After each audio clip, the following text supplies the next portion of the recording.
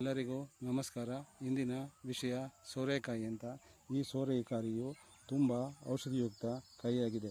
ಈ ಸೋರೆಕಾಯಿಯ ಜ್ಯೂಸನ್ನು ಶುಗರ್ ಇದ್ದವರು ಕುಡಿದರೆ ತುಂಬ ಒಳ್ಳೆಯದು ಎಂದು ಹೇಳುತ್ತಾರೆ. ಅಲ್ಲದೆ ಸೋರೆಕಾಯಿಯನ್ನು ಪ್ರತಿಯೊಬ್ಬರೂ ಸಹ ಸೇವಿಸಬಹುದು.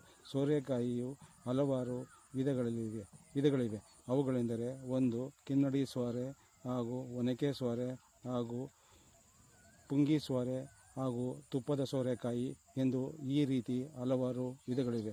ಇವು ನೂರಾರು ವರ್ಷಗಳಿಂದ ಈ ಸೋರೆಕಾಯಿಯನ್ನು ರೈತರು ಬೆಳೆದು ಬಳಸುತ್ತಾರೆ.